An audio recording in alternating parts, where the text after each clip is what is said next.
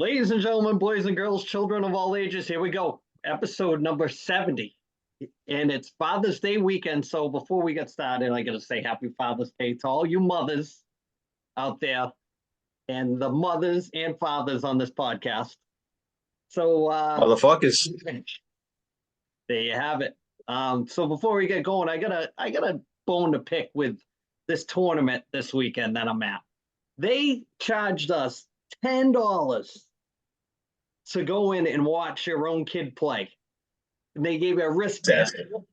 That is, I got a problem. Welcome to the world of baseball, buddy. Oh, I can't believe it. You're already paying for a tournament, Bro. and then they get you to come in and watch your kid and put a 10 spot down.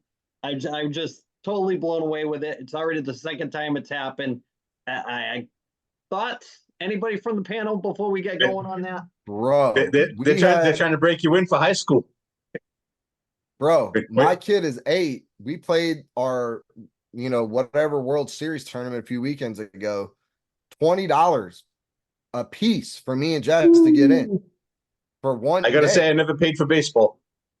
Bro, it was a 3-day tournament. They tried to cut us a deal and say, well, you could pay like $50 for the whole weekend as opposed to the 60.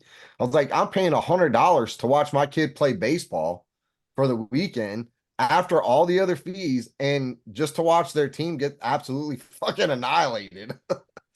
Like, what is the point of this? And then the snack bar, the concessions are like Disneyland prices, man. Like, give me a fucking break. They made a killing for sure. Where was the tournament? At the Astrodome? Bro, this isn't a sportsplex in Pascagoula. Like, give me a break. It's not even a nice sportsplex, dude. It's like average. Do they at least have the troughs to pee in? Or is the bathrooms are nice and air conditioned. So, spoiler alert. That's what you're paying for, Brad. That's why it's $100. You're paying $100 to take a shit and piss in air conditioning. Bro, but all the tournaments are like that though. Every time we go to a baseball tournament, usually it's like $10 a person to get in. $10 a day. But when it's the World Series, because it's the basically the end of the season, it's the big one. They rack up the price, man. It's stupid. Terrible. Since when did youth sports become big business like this? Like, maybe they should kind of scale it back to maybe not having. I mean, I get Andy. I mean, your post earlier today with the uniform. I mean, if you're paying that much money for a tournament, I'd have to say that the swag on the should be a little bit better. I mean, don't get me wrong, I like the jersey, but I mean, yeah, you pay for the swag too. They don't give it to you. Yeah, they don't give it to you. Yeah, I mean, when you go into they get you right off the rip. So with the hockey, it's all the same week. Like there's 50 teams in our area, all town, club, whatever. They have it the same week. So you can't even pick and choose. You can only maybe pick 2 teams you want to try out for. And then they'll pull at your heartstrings like a used car salesman to get you in there and whatever. And then as soon as you make the team, within like 24 hours, they want already a deposit to hold your spot. And if you don't pay your money in a certain amount of time, your spot's gone. We'll take somebody else. Then once you get your spot, then they send you like this thing for the jerseys, and it's not just the jerseys. It's like so you get the home jersey, the away jersey. You get the home and away socks to go with the jersey. Then they try to hit you up for the pants, which aren't really required. But if you don't want to look like a bender out there, you try to look kind of semi like you know what you're doing. And it's you could be in just for the jerseys and everything alone, $600 easily. Ooh. And that's not even the tuition for the season. Every tournament's at least, I don't know, I've seen it between a $120 and $350 just to play 3 or 4 games. Then you're driving to stay. Like we're going to South Carolina next week. That's a hike. That's 14 hours in the car. So, I mean, we're at a tournament this weekend. 2 weeks ago, there was another one, and this is just the summertime. In September, it's going to be guns blazing. We're going to Lake Placid this year. We're going somewhere else. God knows where. We'll be all over the place, but I'm not missing a podcast. Let's just say that. I'm not missing. Ryan. Perfect attendance. Ryan, This reminds me of a conversation I remember hearing you talk about. I don't know if it was the one I can't remember if it was Austin or Dylan, but the conversation about traveling down the Cape for an elite tournament years ago, and it was like, if you can't have a bad attitude, we don't have to do this. Yeah, no, it's wild. The stories between the like brings me back to when Andy was talking about the tryouts, and they make you always feel like you got the last spot against like an imaginary person, so you rush to get that deposited because you don't want the other person to get the last spot, and then you go to the first practice and there's only like 11 kids on the team. Yeah. Andy, I think we just found you a new segment. What grinds your gears? Yes. I'll tell you, what grinds my gears is I watched. Now, here's the show from my youth that I love. Now, I am a Heather Thomas fan, and I do love Lee Majors. I watched the new Fall Guy movie. What a shit fest. I'm like, what am I watching? I'll leave it at that, but I mean, we could do movie reviews for my segment or whatever, but that was absolute dog shit, that movie. So don't even watch. I won't. I refuse to watch the new Roadhouse. I refuse. I mean, you're not touching the old one.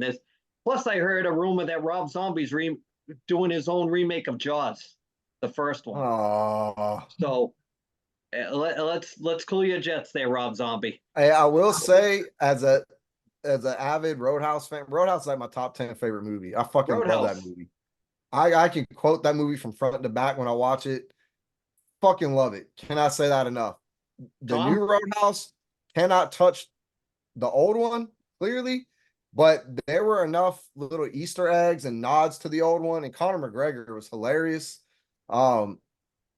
Is it as good as the original? Absolutely not. Is it worth watching and you can suffer through it and it's still an enjoyable movie? Yeah, I think you would like it. The only thing that would save that new Roadhouse, Bradford, is if Terry Funk was in it. Hey, I had a lot of gripes with it, man. But Conor McGregor, he's the new Terry Funk, dude. Like Terry Funk was, ECW badass wrestling. Conor McGregor, UFC badass. So there are a lot of nods to the original. There's a lot of Easter eggs. If you watch it closely, you'll catch them. I thought it was good. I watched it 2 or 3 times because I thought it was that good. So we're segueing in perfectly to this week's email. Ed, you want to read this week's email because it has to do exactly with what we're talking about right now. Take it away, Edford. Absolutely. So this is brought to you by Goongard. Goongard.com. Roadhouse. Check them out. What's that, Mel? Roadhouse. So this one is Watch Along. So that's the title of the email. So this is from Abe from Bonn, Germany. Oh, how about that? We are now we're broadcasting across the pond now. Well, let me correct you there for a second, Ed, not to cut you off, but we have asked the professor. We have had multiple emails from outside the U.S. So go ahead. Well, I will say that we're goose stepping along into another country here. So, hey, I'm full of comedy here, huh? Look at that. So anyway, Abe, this is take it easy, Sergeant Schultz. I know nothing. I know nothing. Okay. So, hi, 1973 Nation. I believe I have an idea that will bring more people to your content. You should create a special watch along for old TV and wrestling shows with your brand of comedy. Make it separate from your weekly episodes. Well, Abe, I think that's a wonderful idea. Abe, maybe you should, if I'm just going to say this, maybe you could tap into some BMW money or some Mercedes money or whatnot and send it to us, and we'll be more than happy to do that. I'm going to toss this one to the professor. What do you think there, Thomas? I am open to any and all ideas. And if it's going to help the show, get more eyes on the show, I'm up for it. But I will say, with talking about what you were saying about views and everything, Germany, if you look at the stats, we've got probably a couple dozen downloads from all over the country in Germany. So we're pretty popular over there, I guess. Like Hasselhoff, maybe you can sell like one of those Beethoven manuscripts or something at the Beethoven House, and like we'd be set for the rest of our lives, and we could do this podcast and not have to work. I think it's a really good idea. I mean, when I first read the email when I was going through, I thought Mystery Science Theater was a great show. I always got a kick out of like their little zingers, and because it's robots, and is actually a Jim Henson based show. Um, their take on like the old stuff like Plan 9 from Outer Space and B movies like that. I thought it was absolutely fantastic. That's the first thing I thought of when I sent it out. Brad responded with what I was actually thinking when I read it. So it does have wheels, and I don't think it'd be an every week thing, but maybe we can. I was talking to the guys before we came on. Maybe we could pick an era and kind of watch it in chronological order and kind of watch like the storylines play out and just tear it apart. Or we could take a TV show and do the same thing. I think for copyright reasons, I think you have to do commentary over the actual TV show in order to post it. So I'll have to do a couple of trial runs with the guys with that. But Brad, what do you think? I think it's a great idea, and I think our topic could be remakes of classic movies, starting with Roadhouse. We should start. That should be our first episode. We all homework. Y'all have to go watch the original, and then we watch the remake. And look, man, they remade Dirty Dancing. They remade Footloose. They remade Roadhouse. Top Gun has a sequel. Ghostbusters. Ghostbusters has 2 sequels, and they're actually pretty fucking good. I like you them. want to go watch them? I like them. I I just love them. I don't like the one with the chicks from Saturday Night Live. No, the Saturday Night Live one was a complete bust. The ones where they actually got the crew together, those are great. I would be down for it, man. I mean, it's a time commitment, but I say we can make it work. I can make it work. Phantom, what do you got? I'm down. It's like real life Beavis and Butthead. Yeah, And funny story, we all kind of plug into that quite nicely, don't we?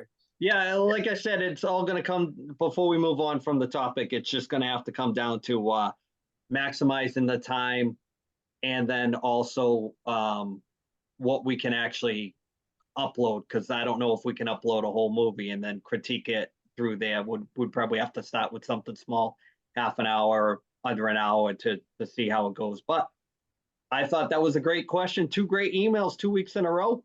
Kind of absolutely. And thank you very much. There was a little bit of sarcasm with how I answered the question, but it really was a good question. And thank you very much for listening. We do greatly appreciate it. So, I mean, we could do like an All in a Family one, or we could do MASH, or we could do Welcome Back. This is going to be the segment that gets us all canceled and fired from work.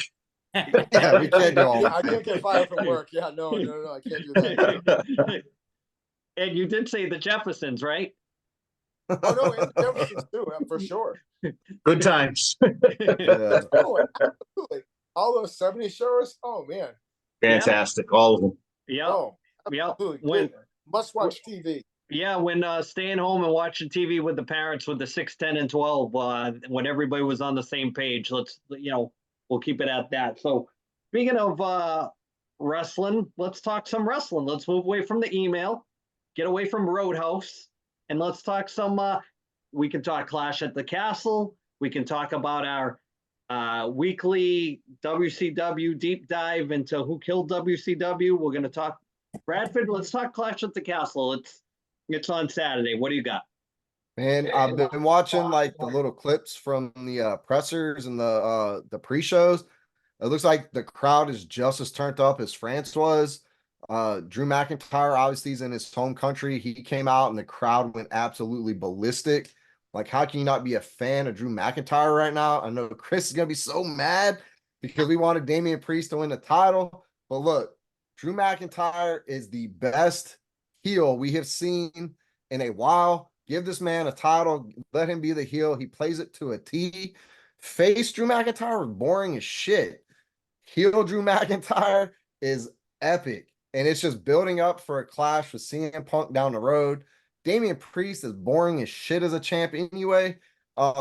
He got the belt. He had his run, whatever. Okay, Drew McIntyre needs to win in Scotland. I don't see how he doesn't leave without that belt. And and setting up for a showdown with CM Punk is just going to be epic. So, well, let me cut in right there and give you my fantasy booking as I like to. Does CM Punk show up without being announced and screw Drew McIntyre at the end to not win? Or does Drew McIntyre win the belt and it sets up the two of them for his return at SummerSlam Yeah. Okay. Because it Yeah, is I don't think they're gonna screw him over in his home country. They like to give the home country people their credit and their due, just like Rhea Ripley when they went to Australia. You know, they let her play it up. I think Drew McIntyre wins it just because hometown hero. I saw the Professor and the Phantom both chuckling because I know that the Rolodex was going. So I'm going to go to the Phantom first, and I want the thoughts on that. I think the best thing going coming off of Damian Priest is Bliss and Dirty Dom. That's like one of my favorite things going on right now, and it's two people I could really care less about going into it, but start telling those good stories. And I want to see where it's going to go. That's a little old school. That's how I like how to use the women, as far as like in wrestling angles. She's the champion. She's an active part of the wrestling, but the soap opera esque stuff. Yep. Makes for good TV. Yeah. Yeah, I steal a couple of pages from, people blow up the ECW for the wrong reasons, but there was that stuff that was pop culture based in storylines that was going on at that time with the music and like the whole remember when Raven had all that stuff Yeah. going on with Kimona Sandman stuff with his wife. You need to steal a page or two. Professor, I think full circle, Bliss is going to end up being with them, and they're going to turn Rhea good when she comes back. You never know. You mean Liv Morgan, right? You said Alexa Bliss, Ryan. Oh, yeah. Hey, she's like the spitting image of Alexa Bliss, though. I mean, yeah, no kidding. I get them mixed up. You can get them mixed up with the lights on or off, right? Professor, bring us back to True North. What do you got? Well, it's funny because I went into this thinking that Damian Priest was going to win, and now I like what Brad said about the hometown, and then Drew McIntyre today broke kayfabe, and they had like the kickoff press conference. He broke kayfabe, and he was talking about his wife. His wife's going in for surgery, emergency surgery, and she's going to miss the pay-per-view, so she's not going to be there when he fights. So I wouldn't be surprised if they give it to him, but I do think somewhere along the lines, Damian Priest, I could see it somewhere where they turn Damian Priest face and just fits better with having all those European guys. Like, even if they put Drew McIntyre in there, Drew McIntyre, Finn Balor, and JD McDonough, those three right there are all European. Now, I do agree. I think Rhea Ripley, when she comes back, is going to be a face because of what's going on with Dom and what's her name. But I think Dom may end up, I think they may end up just having him go out and do his own thing. I think he may just kind of go, I don't think say they'll kick him out, but I think he'll just leave and go on his own. Well, I thought they were going to blow up Judgment Day way back, WrestleMania or a little after, but I think Priest loses. That's going to implode Judgment Day. McIntyre wins. He's going to be a heel champ that we desperately need right now. Because, I read online too that the execs are kind of pissed off right now because since Cody won, that sales and viewership and attendance has been way down. So we need something to kind of stir it up. So I think McIntyre winning is going to be what they need for sure. So speaking of that, did I see it correctly that Roman Reigns is going to be on NXT next week? Did I see that correctly? I don't know. I didn't see it. I didn't see that. Okay. Cody Rhodes was on NXT last Tuesday. I was talking with Brad. I don't know if he posted it on a thread that we have during the week with stuff we're talking about, but it seems like NXT is the new AEW. It seems like it's 100%. It's getting the viewership that they're stealing from Wednesday night on AEW, and now you got Ethan Page over there. I'm curious to see what they can do with him because he's a good sized guy. Met him with the kids. All he wanted to do was talk hockey because he was from Canada. He was talking to him about hockey. I thought it was fantastic. So when you meet somebody like that and they make that kind of connection, you kind of root for him as a person. So I want to see what in that wrestling bubble what they can kind of do with him, because he is athletic, he is a bigger dude, so yeah, he does fit, what they're trying to. If they are stealing guys little bits at a time, that's a good one.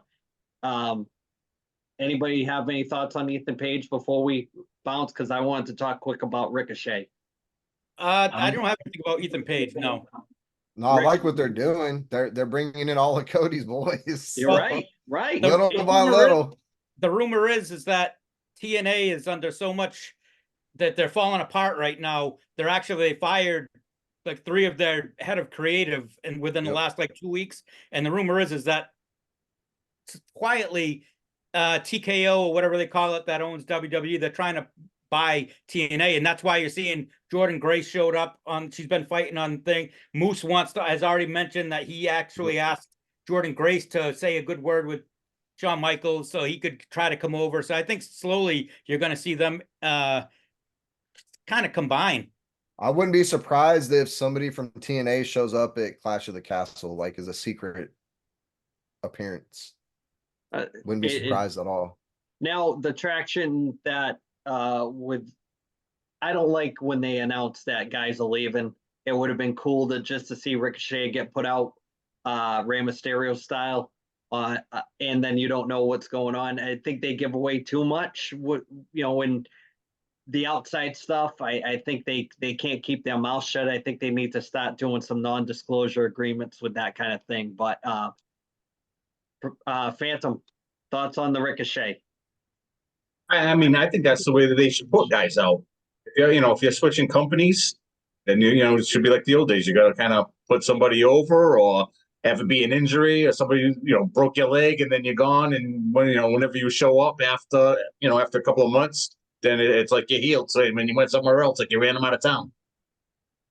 I'm with you on that one. I'm always. I saw a thing too with Ospreay, and he was talking about Ricochet, and he was pretty much saying that he's like, the way that WWE uses him, he's like only using like, I don't know if it was like a third of his moveset. Like all his matches are only like 10 minutes long. That if they actually gave him more time than what they did, like the guy should actually be a superstar, because I guess I don't know if he wrestled with him in Japan or wherever they were together.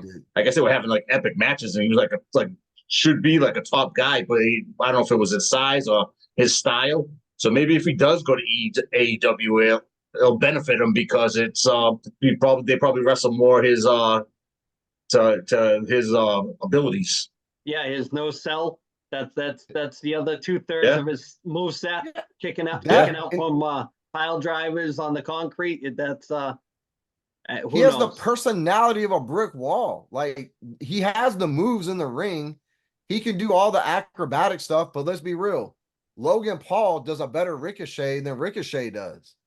Does the same moves with the personality. Carmelo Hayes, who also sucks on the mic, and I'm so tired of seeing these stars bitching about not having, their time in the spotlight. You can't cut a promo. You don't deserve it, man. That is the huge part. Like, you can't Carmelo Hayes fucked up a promo just a couple weeks ago, and LA Knight saved him, right? But Melo is a better Ricochet than Ricochet.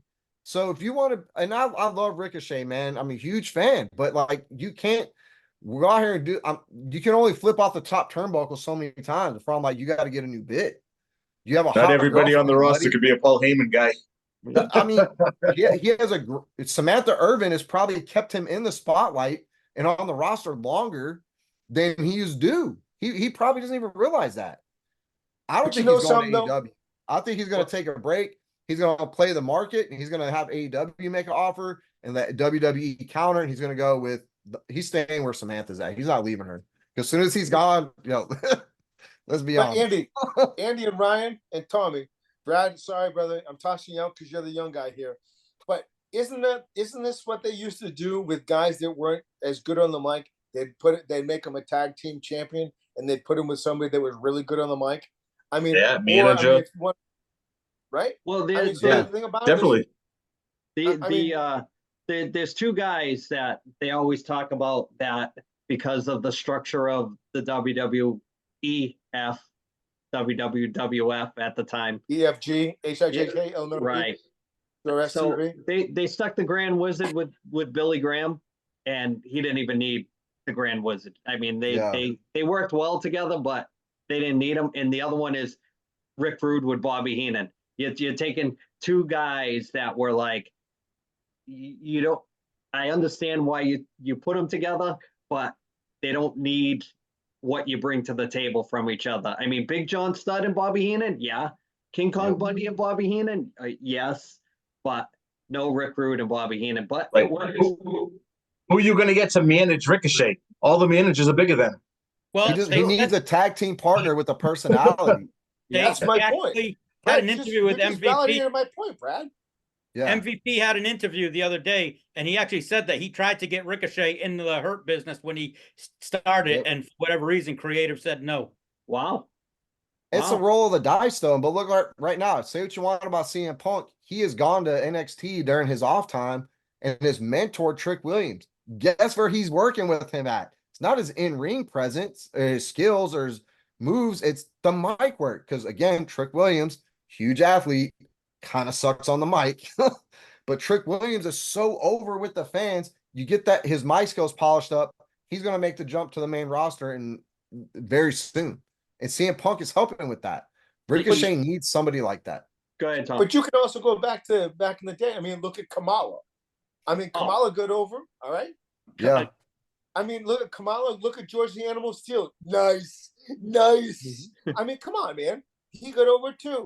So the thing about it is just like, the thing is that these guys, they don't listen to the people that have been there before for help. That's the biggest part of the problem with all of them, period. Yep. And I don't even watch WWE anymore because I don't. And then AEW, don't like it because the product sucks. Because funny story is just that all of us on this program, if we got loaded into a plane and stuffed in a room, I know we could come up with better storylines than anything they got. We're doing it right now. Yeah. I'm turned up, man. Speaking of Kamala, this is just a rapid fire question. Phantom, Kamala, Hall of Famer? I don't know. Nope. Kimchi, Hall of Famer? No, Friday. So let's talk. One of the things we've been doing it all kind of spring season, our Dark Side of the Ring. Now, the second week of Who Killed WCW. Thoughts on my first thing was the Eric Bischoff story. Do you feel bad for him? Do you kind of what's the thoughts? No. Hell to the no. Well, let's give Ed the floor because he didn't chime in too much during the last segment. So go ahead, Ed. Well, first and foremost, I can respect Eric for the fact that it's just that he got thrust into a position where he had an opportunity to take it and he ran with it. He took the ball and he ran with it. He did a great job. He attached his wagon to the wrong horse, being Hogan. And it just seems like all the stuff that you hear is, oh, this happened, so I did this, and I did this, and this, and this, and that, and all this other shit. And it's like, come on, bro. There's an excuse for everything on why you did something. Come on, man. Own it. Be like, look, Hogan had the eyes on the TV screen. Like, own it. Come on, man. Oh my God. Enough is enough. I mean, you made at least $500,000 in all those T-shirts you made out of Rhode Island, dude. Come on. We have a guest. Ed, you want to give the floor to? I'm going to give the floor to Cristal, the ice cream man. The ice cream man. Listen, here we are live at Midget Mayhem in Taunton. There is a show and a half going on in there. I wish I had service to bring it to you guys. I got videos. If you want it, we'll get it later, load it up on the podcast. But man, it's loud in there. It's awesome. These guys are spanking each other silly. It's great. I'm loving every minute of it. We got two demands. We want a run-in and an arrest video. that might happen tonight. Don't request too much because I'm in rare form. So So Chris, we're gonna stay with you as long as you want. Get us the best you can, and then we'll attach it to the podcast.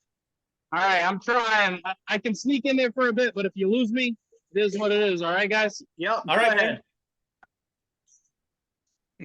Oh, this is crazy. Yep, we lost him. Oh man, he's gone. We made Yeah. it through the doorway. 80 kid got him. Chris can All I take it can out. picture is the video of that kid that got tased the other day on the baseball field. He did a backflip. He ran on the field and did a backflip, and as soon as he finished the backflip, the guy tased him. There's a He got close up lit of up. him. There he is. He's back again. Yeah. You Yeah, can say he got unfortunately, lit up, right, Tom? it's a metal fortress in there. It's a metal All right. fortress in Yeah. there, man. As soon as we go in there, I lose everything. That All right, sucks. cool. Just go back, tear it up, and send us some videos. I'll add it. I will in. do that. All All right. right, Loser guys. Loser must appear on the podcast. Hey, do me some justice. Tear it up over there, all right? Keep your pants on tonight, Chris. Yes, sir, Mr. Ice. Never that. Never. We don't keep pants Mr. on. You Ice. know that. Come on, guys. You can't use Your you can't entrance use music is Ice Ice Baby now. you can't use that excuse that you went to see midget wrestling and your pants blew off. Oh my god. He's out. Lost him. Thomas, thoughts on Yeah. who killed WCW? Let's get back to I thought it was really good. I actually caught up with both episodes and I thought it was really good. I really liked the second one, and it does make you a little sympathetic towards him, but to be honest with you, he's got to grow a pair of balls. If you're in that business and he plays off like he's this big businessman, you got to play business, man. You got to fight back if you don't agree with something. I mean, don't kowtow to these guys. And granted, the execs have money, but the money. But I mean, Ted Turner, in the end, Ted Turner had all the money, and at that time, and he was the only guy that liked the wrestling. So I mean, I think he would have been all right. But I mean, the whole Goldberg stuff, I never liked him, and I don't like him after seeing that. my takeaway from it is if you ever want to kill your we can put this message out to Tony Khan with AEW. You give somebody creative freedom of their character and you're not the final say, it's a slow death or a quick death. I mean, but how else can you put it? Everybody from when Nash got the book, everybody is kind of self-serving when it comes to that stuff, and they're going to put themselves over. And the way they had something there with Goldberg. He was a big part of that 83 weeks where they were rolling, and to have that streak end like that, and especially like Bischoff said, if he loses to a 6'10" giant, then that's kind of believable. But was he the guy to do it? Hogan put him over clean, which for him is a big thing. He was eventually going to get that win back somehow. But yeah, it's a lot of talking heads, and you always don't know who to believe, because hindsight, looking back on it, they can backtrack too. And like Bischoff had said, those guys are the ultimate politicians. So how do you know that they're not politicking in an interview? I mean, you see a lot of shoot interviews that they contradict themselves. Lex Luger's notorious for that with the whole Miss Elizabeth thing. So, thoughts, Phantom? The thing that I thought was cool about it was when they were talking about the Goldberg gimmick, which to me was always like their version of Stone Cold, the black trunks and all that. But when they were saying it was like more of a play on the Mike Tyson thing, Well, who's short boots. I didn't know that. I thought that was pretty cool, which kind of made sense. I mean, Tom just said he didn't like him, so he's going to go against what I like. At that time, when he was doing that run, everybody liked him. He was like flavor of the month or whatever it was. The way they first brought him out, and he didn't have any music, and he was going against Hugh Morris, and he kind of had that squash match, and then the whole thing with the streak was really, really good. But then they have him drop it with the cattle prod. It's like kind of like what we talked about with Sting dropping and getting the belt off of Hogan. Great story right through, and that's the conclusion. That's how you make him lose the belt. And then to have Hogan get the belt from Nash the way they did it, ridiculous. Just made the product horrible. I'm going to sidebar here for a second. Go Andy, ahead. I'm going to ask you this question because I know that you're going to know where I came from with this. I mean, Bischoff kind of loses some credibility because Bischoff said that Bret Hart has no talent. You know where I got that from? Was it from a cereal box? Maybe not. Yeah, I mean, isn't it Hulk Hogan that said that Bret Hart had no talent? I mean, that was one of the things that when he took the belt back from Yokozuna, when Yokozuna beat Bret Hart, he said he had to take it back because Bret Hart had no talent. I know that these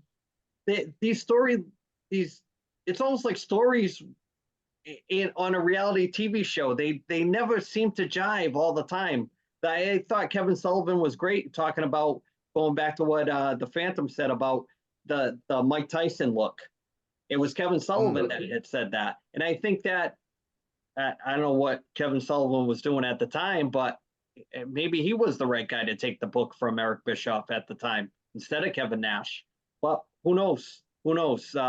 83 weeks. That's a long time to be rolling like they were. But the best guy that seems to talk the most open and honest to me, and I think Conan.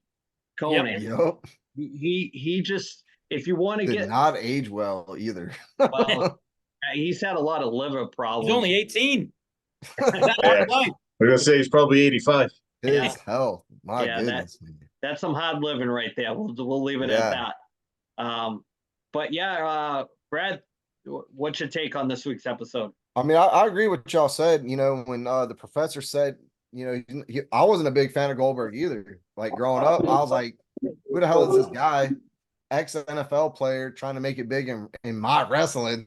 Like, don't come in here with your washed up career. But he was so over and it was so fun to watch. Like I was in for it, man. I don't know why you would explode that or implode it rather. When they were cooking with Goldberg, man. Like, did the WWE just go in and destroy Undertaker's undefeated at WrestleMania? No, like it was a work. It was a long time that they built that up. Like, why would you do that to Goldberg? You're beating the competition, you're beating the brakes off of WWE.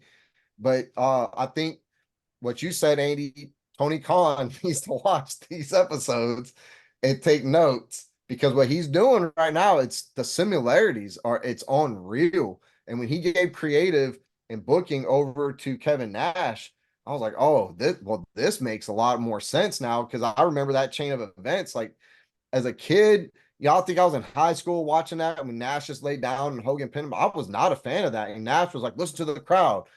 I was so over, they loved it. And I was like, bro, I don't know what you're hearing. It sounds like they're booing. This kind of whack, like this whole process. Do I feel bad for Bischoff? No.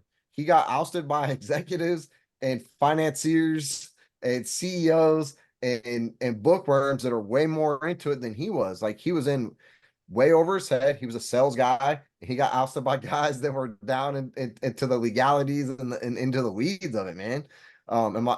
Did you see where he retired to in Wyoming? Like, Wyoming. I don't feel bad for him. He's living the best life ever, making these documentaries. It's off the t-shirts, bro. Yeah, I think. Andy? Yeah, I think AEW really needs to look at what happened with how they let Kevin Nash book these, and even Bischoff said he was trying to please too many people, and it imploded on itself, man. Like you can't do that. But you got to draw the line somewhere.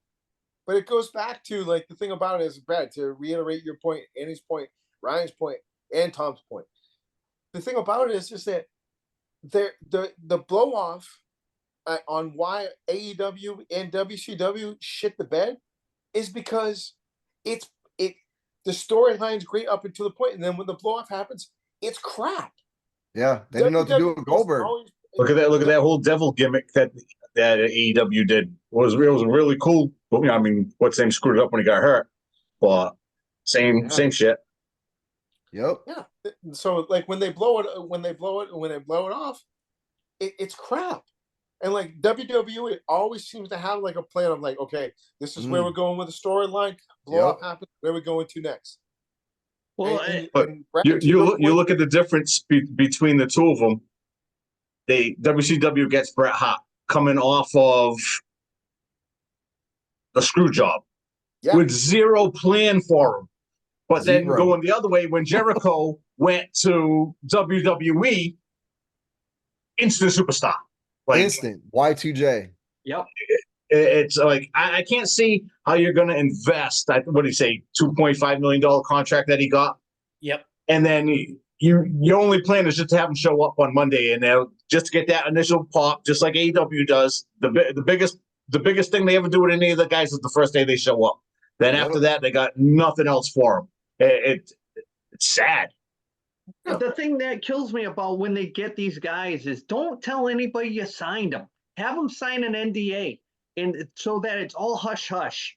Don't even tell you're in a circle of EVPs or whatever that you got them. Whether you get say Ricochet, and then is it better to save him for a surprise on a TV show with out being announced, or is it better to do like they do where a very few people pay for the pay-per-views anymore, and then you got to wait until 1 a.m. because the pay-per-views are like 6.5 hours, and then there's I think the ratings changed all that because now it's like the only reason why they want to get these guys is for the ratings, so they got to tell you ahead of time that he's coming, because if he just shows up and nobody's watching, you lost your chance to get the ratings for him. So two similarities there though, Andy, right? WCW in this episode said they were putting these great matches on Monday nights that should have been put on pay-per-view. They would have made a shit ton of money. That I agree. AEW is doing the same thing.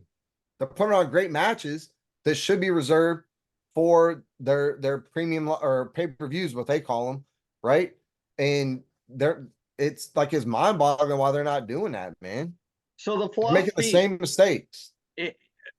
Anybody that watched wrestling growing up in the 70s or 80s, they never gave you nothing for free. They wanted you to go and pay your money to see the payoff. It was like the first really big angle that I remember as a kid that really stands out, that was like an oh shit moment was. Now, I wasn't a Bruno fan because Bruno was already done when I started watching, but he was back. And it was like, Bruno was like the Gordie Howe, or he was like the guy that like built the WWF, and like the way they presented him. And he would come on as a commentator or whatever. He would wrestle every blue moon, but it was like, and then Larry Zbyszko, who was his protege, turns on him and hits him with a chair, and Bruno gets bloody on TV. And I was 70, I was probably 7 years old when it happened. And that whole year with the build up to the Shea Stadium show, people wanted to freaking kill Larry Zbyszko because of that. Because some of us had never seen Bruno wrestle, so we're like, oh shit, this guy's getting back in the ring to take care of business, and you had never really seen him. So it was always like Bruno would do like maybe a show at the Garden. And it was all like warm-up matches. And he was just fighting jobbers, but you were wanting to go to the Garden so you could see Bruno live because you had never seen it before. So they lose that luster by giving you too much on TV. It's like a hot air balloon. Just keep putting a little air in it, and just let it go, let it go. And I don't get the philosophy of not building a ticket sale, putting asses in seats, say what you want about Hogan, but if it all about spending money and getting you to go, Hogan in the 80s was changed wrestling, changed the whole landscape. Rock and wrestling experience, baby. All that stuff. I mean, they were on MTV, the Saturday Night's Main Event, they were on prime time. They never had that before that. And so I would always like the NWA because it was more sports based of what I like. And the finger point of doom that, the Hogan, Kevin Nash thing is not sports based. You would never see that in the UFC. Why wouldn't you? You know what I mean? That's what I'm saying. Look at your wrestling product. Like, would the UFC do that? If you say no, then don't do it. Try to be sports based. Suspend the disbelief of, hey, are these guys really like shooting in a match, or do these guys really hate each other? And don't go on Twitter and be buddies after that. Just present it in a way for an intelligent audience, not smart marks. Yeah. Did I go off too much on that one there, Professor, or what? Grinds my gears. Grinds my gears. But No, what I actually liked about What's that, Brad? But I did like when Kevin Nash said when they gave him booking power, the first thing he said in the interview was, "A face doesn't sell tickets; it put asses in the seats. Heel champions do that." I'm like, "Oh, Well, shots Right. fired." I know Tom wants to dive in, but I will say that the professor and the Phantom will agree with me that the chase is in the heel champion. The chase, the money is in the heel champion because you hate him so much, you just want somebody to beat him. And people nowadays don't have the mindset to wait. You know, it's a instant gratification, and when you make them wait and you make them wait, you get more and more heated. So there is a philosophy to that too. That was always the WWF versus the NWA. The money was always in the chase of the heel champion, Harley Race, the Ric Flairs. So, do you want to add to that, there, Professor? Well, what I was going to say was about the WCW thing was I liked how they had. I know the Rock's production company produced this, but I like how they had him on there, giving the WWE perspective and saying like, oh, they were watching it backstage, and how Conan was saying that he was when WWE finally started coming back, how he and I think he said it was Disco Inferno or it was Buff Bagwell, one of the two, were watching WWE backstage and they were giving him shit, and he was like, "Hey, it's good." Said, Yeah. I wonder if they're ever going to bring up the thing with Bischoff that he fired Stone Cold when he was stunning Steve Austin. He FedExed him when he was home, and that was always no face to face. They would always hit you when you were home with the thanks but no thanks. So you know, if they had just kept on keeping on with Steve Austin, I know he would have never turned into Stone Cold, but I mean, that character was always there. It was just hidden under the robe and the long blowing balding hair. Yeah. Any more wrestling talk, or you want to move on? Talk some sports. Sports. All right, it's time for Tom Shitty Picks. Oh, okay. Tom Shitty Picks is brought to you by Brock Street Brewing Company, located at 244 Brock Street South in Whitby, Ontario. Everything they brew is in-house, including their beers, their seltzers, their vodka sodas, and their hard iced teas. So if you're in the Whitby area, go check them out and tell them the 1973 podcast sent you.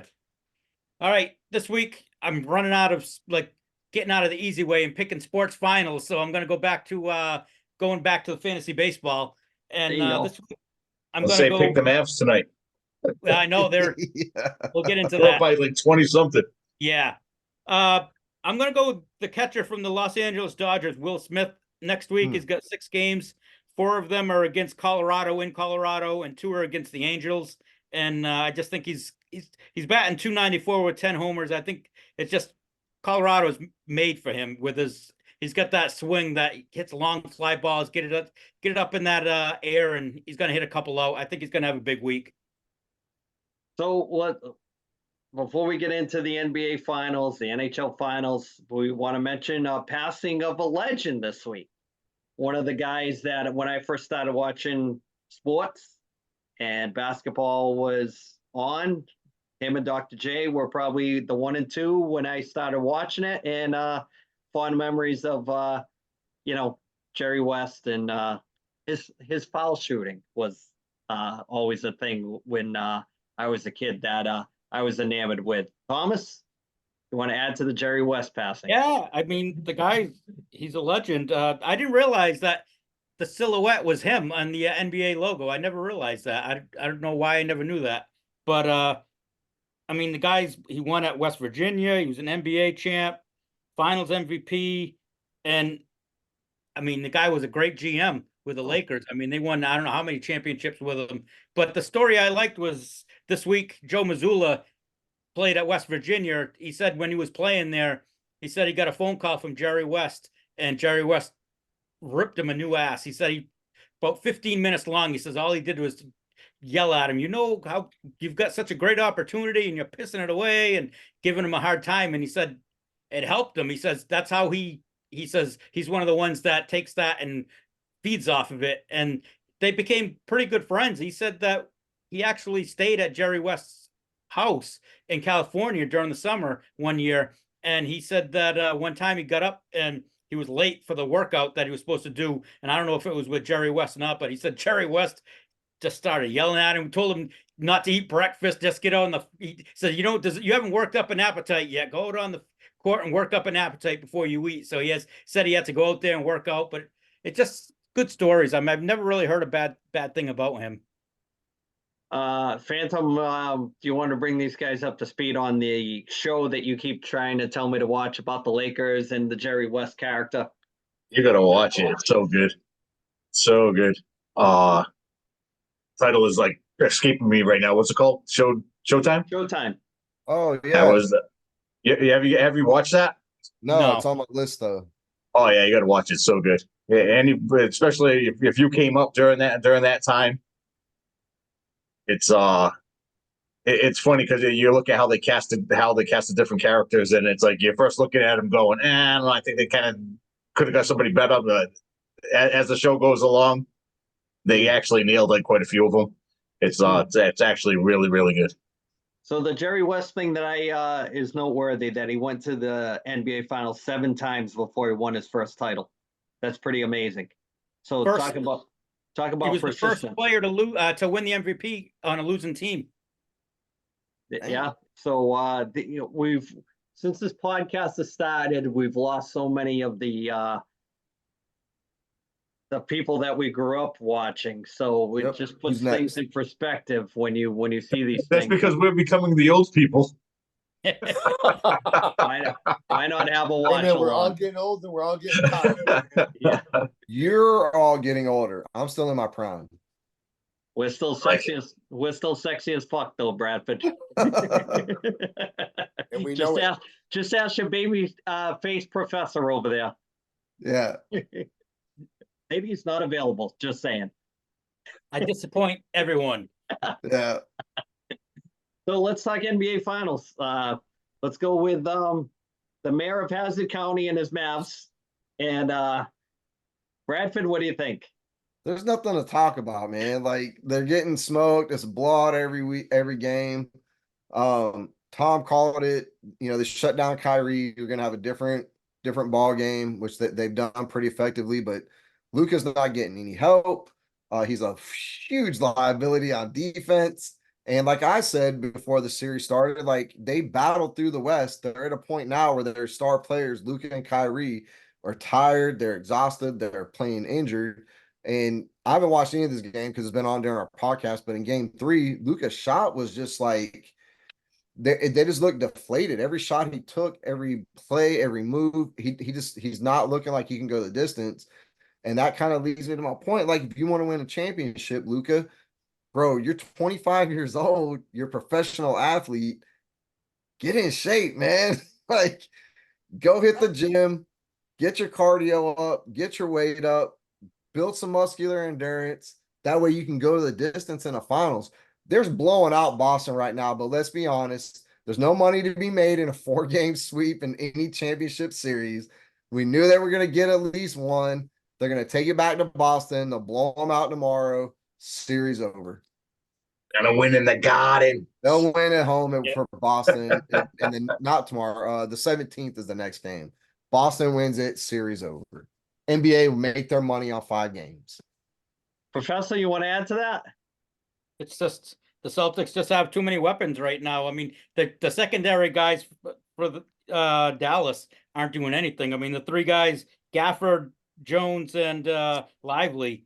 I mean, none of them are averaging double digits right now in the series. Missing shots, no defense. My God, dude. Celtics have 5 guys in double figures, averaging double figures, and for the series right now, it's just and the defense. They just stepped it up defensively, and I mean, they're frustrating Doncic so bad. I mean, and that brings me to another thing with Brad and I were talking about it before we went on the air.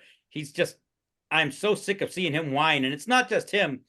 The whole league does it now, but it's like every play with him. All he does is first thing he does is look over at the refs and start crying. And I think it has affected the series. I think the referees have stopped calling things because he complains too much. Yeah. Phantom, want to add anything for your Celtics? Yeah, glad I get to see him win. I don't really enjoy it the way that I used to enjoy it, but it's still my favorite team. So you want to see the championship get added. But as I'm watching, dude, Tatum, that guy's got zero killer G. For a guy that's like a superstar, I don't want to say he sucks, but it's like big games, he doesn't do shit. And anybody that's like your top guy, like your go-to guy, go back to the past. The best guys are always the best guys. And it's like you're playing in the finals, and it's like this guy doesn't do shit when it counts. I don't know, man. I think it kind of blows. So you're kind of comparing Tatum to Ed in the championship game? Oof. Oof. Superstar. Doesn't show up. Drunk during the championship? I have pictures to prove it and a black eye. Oh my God. That's a story for another podcast. Yeah. So Professor, we're moving on from the basketball so Ed can stop the clock. Yeah, put it down, Darren, Scotty. You got 3 weeks in a row we've talked basketball. Right. And we didn't even talk Harlem Globetrotters. So let's get back to our true north, the Stanley Cup Finals, Florida Panthers. That's the way hockey should be played. Grind them out, make them pay. Do they finish it in 4, or does it go 5? Professor, let's start with you. I think it's over. I think I predicted 5, but I don't think it's going 5. They just, to me, Edmonton, they're not getting. It's funny because Edmonton's actually getting secondary scoring, and Florida's just shutting Draisaitl and McDavid down. I mean, they're getting shots on net, but they're getting shots that, I mean, and from out too deep where it's not effective. And the defensively, I mean, Bobrovsky, up until this last game, I think he had like a string of like 12 straight games where he hadn't given up more than 2 goals in a game. Ed, thoughts on Edmonton's power play from a guy that didn't get a lot of power play time? I don't really have much to talk about their power play because this series is 100% goaltending. And Thomas, I disagree with you because the thing about it is last night, Edmonton had 18 shots from the slot last night, and they didn't hit it. So the thing about it is that I think, honestly, game 1 and game 3, Edmonton outplayed Florida. But to both Thomas's and Andy's point, Florida is just built to win the Stanley Cup playoffs. All these other teams that like they've matched up against were built for the regular season. These guys are like sandpaper, and they grind and grind and grind and grind, and they score timely manner. And Bob, he's the wall, man. And the thing about it is that the goal, what is it? Let's see, his save percentage is like what, 820 something versus 886, I think, or 896. You're gonna win it every time. And Thomas, to your point, bottom line is that the Draisaitl, 0 points, right? 0 points. See, and I'm not even the professor on that, but I know this. This is true. You are correct. The thing about this series is it's amazing when you get the whole team buying in to a philosophy, and it's not that devil's trap crap that it's boring to watch. You cannot tell me that watching the Panthers play that style is not fun to watch. It's long overdue.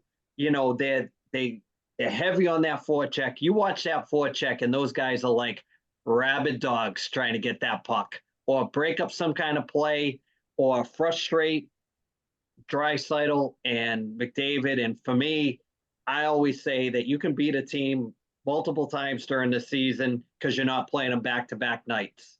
You stop playing a team with that kind of style for a 7-game series. If you're not ready for it, or if you're like, we got the talent to beat that. No, you don't. No, you don't. Phantom, thoughts on the series? Are they done? Yeah, the thing. Yeah, I hope that Edmonton can at least let them win 2. Let's make it a little bit interesting. I agree with Ed. I thought Edmonton outplayed them 2 out of the 3 games. It's just Florida so structurally sound. That's that's the difference. I don't know if it's veteran coach versus rookie coach.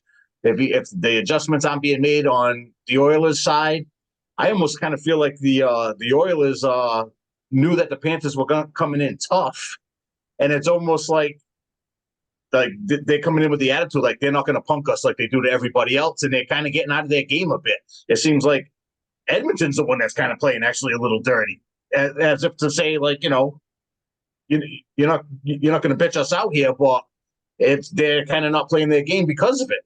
And then I think the superstars, I don't know, I'm sure they're definitely pressing, but they're trying to do too much rather than just play within like the Panthers, play within your system and do your thing. I hate when they go on the power play, and I've seen them score there 1,000 times, but Draisaitl likes to take that shot from like almost like on the goal line, like below the half wall. Fuck, man, work that thing back up to Bouchard, let him fucking rip it and just crash the net. I am not a Bouchard fan. I think he's overrated. Oh, I think he's good, but he's a power play guy. You know what I mean? And he tapped out in the chokehold from Ekblad. Got choked out. Gotta let him put you to sleep. They'll never say it, but they always show it. Like they'll zoom in on a guy's face that's having a bad game, and they won't say his name, but they'll just show him like having a bad day on the bench, and he's one of them. And in the Rangers series, they were doing it to what's his name on defense, DeAndre Miller. Yep. Yeah, all the time. It's like that. He's looked like he didn't even belong there, to tell you the truth. The way he was playing, giving up pucks up the wall and stuff like that. Terrible. I think a lot of times too they have like lazy journalism, where it's like if you've got a guy that's on the top pair and he's playing half the game, they love to throw the plus minus at him. Oh, he's been on the ice for 4 goals this series. I'm like, he's playing almost the whole fucking game. Like, yeah, you're losing the series. He's gonna have minuses. Nurse has been playing like shit. But it's like he played like shit last night, big time. But they're not losing because of him. He's just out there all the time. If he's not on the team and you're not getting that 25 minutes from him, it's really gonna get bad. Well, they do it every series, every round. There's always a guy. The Bruins fans were doing it to McAvoy. It is. If you're the number one and your team loses, it's like, hey, guess what? You're going to be out there for goals. The other team's scoring and you're not, but it's not your fault. Well, that's just like that second goal. The thing about it is that the I think it was the winger that came in. The defenseman released him and he stepped in there, and all of a sudden Skinner went to go get the puck. The defenseman released the guy. Shit, even I could have scored from there. And Andy, insert joke, Ryan, insert joke, Tom, insert joke on that one. Come on. I could never see anything. I was never on that side of the blue line.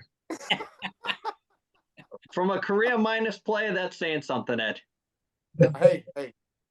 Look, I advanced us to the playoffs from my face. So come on now. That is true. That is true. Just saying. He looked. I had my head put through the ice by a defenseman, and I could see it on my own. Oh, look, there's a puck. I should probably chip at it. And it went in. The only reason why I knew it went in is because the whole bench went out. That was goal number 1 of the season. Yeah, and that was like the second to last game of the season. So before we move on from our Stanley Cup Finals talk, we have to get Bradford. Thoughts on the series? Are the Panthers sweeping, or is it going further than 4? First of all, is the Stanley Cup Finals still going? Second of all, what teams are in it? That's not for real. Who's in it? It's the Savannah Bananas and the Body Animals. Okay, Bananas in 7. Okay. I'm going to say it right now. So, speaking of bananas, it's another good segue to the mayor of Mayberry, Bradford, in his tinfoil hat. Professor, lead us in. Okay, Brad's tinfoil hat conspiracy of the week is brought to you by the 1973 Podcast Store. Check out both of our stores at either www.bonfire.com/store/1973-podcast-store or our other store at spreadshop.admin www.spreadshirt.com/1973-podcast/ or we're going to put the QR code on here, and that's the easiest way to do it. Yep. Or Can you repeat that again? Because I only got like 4 letters in on the first one. No, sorry, I gotta let me go get some oxygen first. I gotta work my oxygen back. also, if you noticed, all during every one of the podcasts, t-shirts and swag will pop up all during the episode. So just Eric, click on buy one a of mug, those. you cheap bastard. Yeah, buy a coffee mug for your father for Buy a Father's Day. mug. Ooh, Fathers nice. Fathers like coffee. Yep, and mothers like coffee too. Mm, Some of you fathers are mothers. your mothers. Mother. Bradford, take it away. All right, so this week's conspiracy theory is a little bit of a history lesson for America. Pre-Christopher Columbus in North America, basically stretching from Louisiana, Mississippi up to Wisconsin and the Great Lakes, there were a race of people known as the Mound Builders. They were the skeletons have been found all throughout the country. There were 7 to 10 feet tall people. There are stories of the Native Americans in Utah battling them in these great epic battles. They found a 7-foot mummified version of one of them in Yosemite. They lived in these, they called them mound builders because they lived in, get this, flat top pyramids. So again, pyramids, ancient cultures, it was common throughout more places than just Egypt, and in the Mayan cultures, these pyramids were everywhere. So the conspiracy is that these giant human skeletons have been found. They found them in Wisconsin in 1897. They found them in Georgia in 1886. So the question is, where are these giant skeletons? The Smithsonian allegedly has been dumping this shit into the ocean or burying it somewhere and trying to keep it out of public eye, because if we discovered that there was an ancient race, they call it the lost race myth of these giant peoples that lived in America pre-Christopher Columbus, it essentially destroys the narrative of Native Americans, living here, in harmony with the Pilgrims, and then, the Cowboys versus Native Americans, history that went on in the Wild West. It destroys their whole narrative. And so that's why the Smithsonian is kind of being accused of destroying this stuff. So one conspiracy, if you want to call it that, do you believe in the giants, the pre-Columbian race of 7 to 10 foot people? And do you believe that the Smithsonian has been trying to cover this up? I do.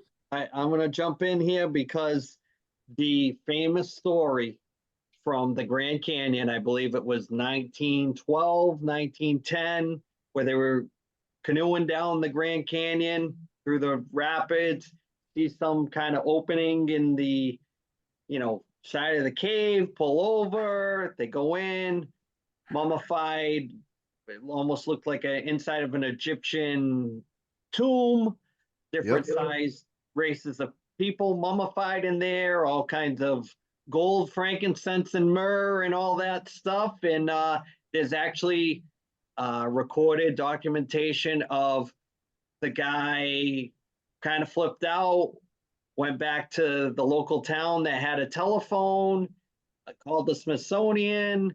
The local newspaper got a hold of it, ran the story. It's out there somewhere. Bradford, you've probably seen it before.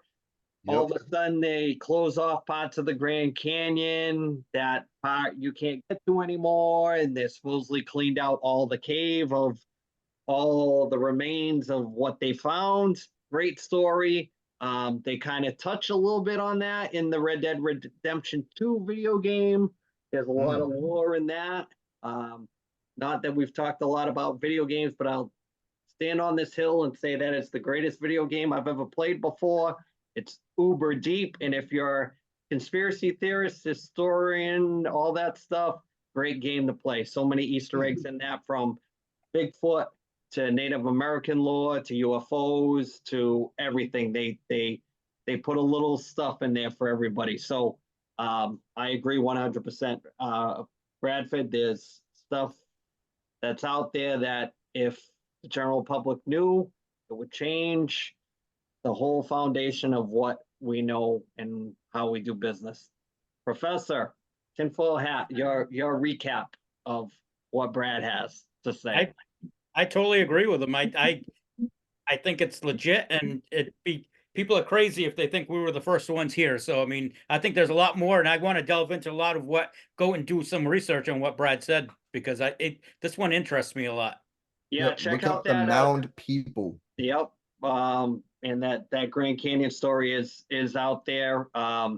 There's been videos of it. There's actually it'll pop up every now and then. It seems like people have screenshotted certain things and it pops up and then it mysteriously goes away. There's pictures of I know there's a lot of fake AI pictures and that stuff, but there's pictures of people stand next to skeletons that they found, and it's, you know, those old Sepratone style photos that were taken with the gunpowder type camera. So they're out there. Phantom, what do you think?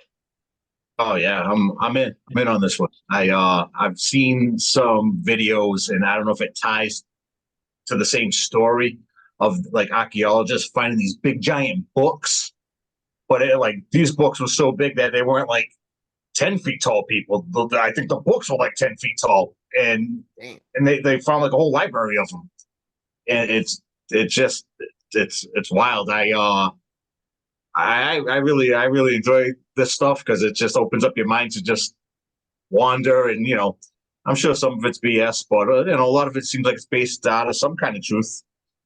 Yeah, the whole thing about the conspiracy theory that I always love is, you know, you look at the way the structure of America was based, where everybody, we talked about Ted Williams leaving his baseball career and going to World War II to fight out of a volunteer thing. And everybody was on the same page until the Kennedy assassination.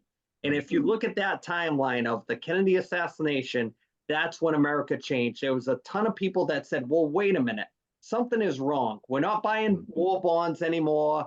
We're not shipping off to a foreign land at 18 years old, where you had the hippie culture, the counterculture come out of after that, because people were like, there's something going on that, you know, and it created more thought about what is everything we see actually what's going on.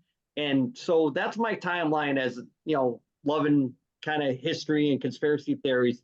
The Kennedy assassination is what changed America for the thought process of not all being just lemlings going off the cliff, you know. I do agree with, there was a time where the America changed with, it became all the one percenters and how they erased everything before that, you know, with the Rothschilds and all that stuff, how they changed everything. If you look at, they say to get books previously to like 1920, because the books are all different compared to when classes were set up for kids to learn. It was all structured a certain way to become just part of the workforce. I tell the kids all the time, you want to stop a teacher dead in their tracks? Ask them to teach you how to balance your checkbook, or how to pay a credit card, or how to play the stock market. They'll never teach you that. That's all stuff that you have to look for. You have to do deep dives, because they will never teach it. Everybody has bills. Here's a rant for me. Everybody has bills, but they'll never teach you how to pay them in school. They'll never teach you that. It's true, right? Am I wrong? It's not lying if it's the truth. It's true. No, it's just like what George Carlin said. Just make you smart enough just so you can spin the gears a little bit more. Right? Everybody has a credit card, but they'll never teach you how to use it. Nope. They'll never teach you how to buy a home. And out of the equity of your home, you got enough money that you can go buy another home and rent that one out. And then when you get that one going, you got equity in that home, and you can buy a third one. Next thing you know, you got 4 homes out of equity that you just had off of one purchase of a house that you live in. The other ones are all getting paid for. That's the stuff they don't teach you. That's all the stuff that's hidden. You got to go look. Anything that is worth doing, you got to go find. You got to go do the deep dives. You got to look into the conspiracy theories of whatever you think is BS. just go from there. The search for But knowledge. it's not because think about Brad. To go back to Brad's point about like gigantic people, think about this. I mean, Like Brad. every story. I mean, I mean, Brad's tall. I mean, Brad's a tall guy. I mean, I know I work with him. Compared to the Portuguese community, he's like Andre the Giant. That he is. I mean, he could step in the ring and make money. I mean, if he could only drink a case of wine at a time, he'd be good to go. Yeah. No, but I'm being serious. So, I mean, think about this. You look at the Bible, right? You talk about David and Goliath. Goliath was this giant person, right? I mean, you talk about that footprint that they found in that piece of stone. I mean, there is no ifs, ands, or buts about that footprint in the stone. That's a footprint. Yeah. Right. And the thing is like 5 feet tall.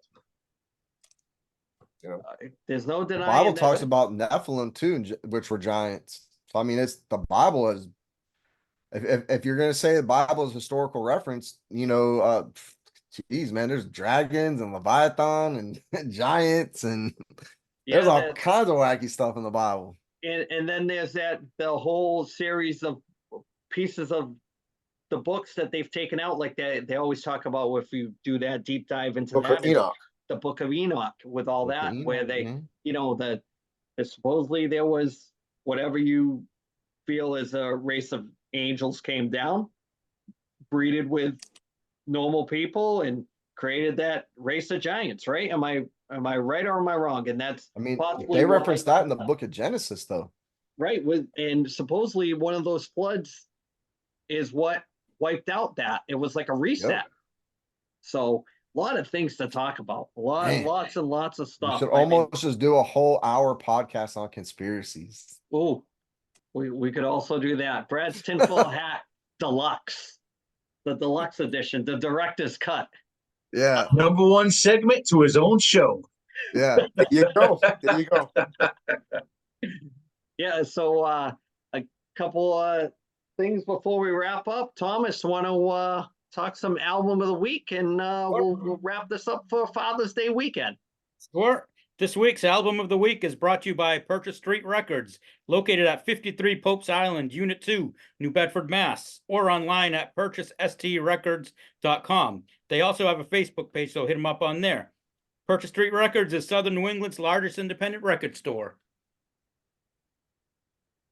So let's do some shout outs. We'll wrap this Father's Day episode up. I'll start. I must wish all the fathers that I know happy Father's Day. If you have your father and he's still around, give him a big hug. Tell him the 1973 podcast sent you. Ed, what do you got this week? Oh, I'm gonna say big happy Father's Day to you, to Brad, to Ryan, to Big Ed, to Jeff. Happy Father's Day to all the fathers out there. Thank you very much. Thank you very much for everybody for listening, and have a great weekend.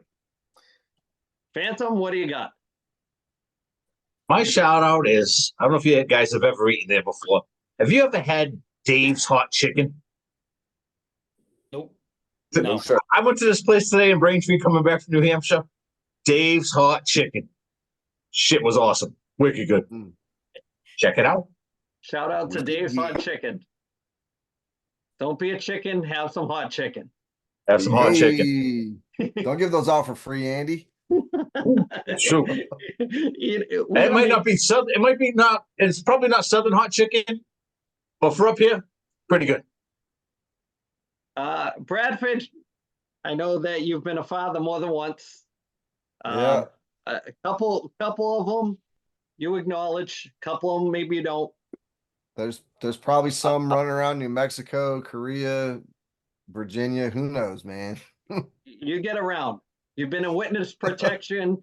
You've been on the USS Flag. You've served as part of the GI Joe Cobra Corps. You've been all over the place. Yeah. What do you got this week?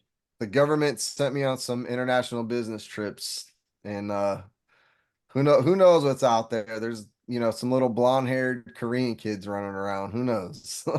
Yeah. I just want to say, what's that? They're 6'7", so you know they're young. Yeah. There's going to be a Korean basketball star here in a couple of years. I'll be like, holy shit. That's my kid. No, I'm playing. I do want to say happy Father's Day to everybody. I think this is another conspiracy, the war on families. They've tried to devalue the power and authority and the importance of father figures. I want to say, fathers, you do matter. You are a big part of a child's development. You matter. It's Men's Mental Health Awareness Month. If you need help, reach out. Hotlines, helplines, hit me up and on my socials if you need to talk. I'm here for anybody, day or night, all the time. But happy Father's Day. Yeah, before we close it out with the professor, I just want to reiterate that thing that I told you last week, that it's pretty sad that out of all the holidays, including Arbor Day, Father's Day is celebrated 20th on the list. I think that's Yep. from a society, stuff like that needs to change. So Yep. when you get that pair of socks this weekend, you couldn't have done better than socks. All the time off I take for you, all the vacations I have, and they all go to the kids. Sounds like another thing that's grinding your gears. Hey, round around the family, pocket full of shells, baby. Hopefully, I I don't hope get they give you. socks. I hope you get socks for Father's Day, man. Oh, and they're gonna be tube socks, the one that you don't even know where the heel is. If they give you socks, man, you better wear them shits proud with your denim cargo shorts and your Nike Air Maxes. You better wear them shits proud. Professor, for a guy that knows a lot about tube socks over the years, finish us off. My shout out is to Doug Keating and Cardboard Promotions. This weekend, Sunday, I believe it is, on Father's Day, they've got a big show in Dedham. They're two big guests. They've got Ray Bork and they've got 1980 Olympian Rob McClanahan. So if you're in the Dedham area, go check them out. Very cool. So let's wrap this up for this week. That's 70 episodes in the book, and couldn't have done it without you, fine gentlemen, and you too, Ed. Thank you so much.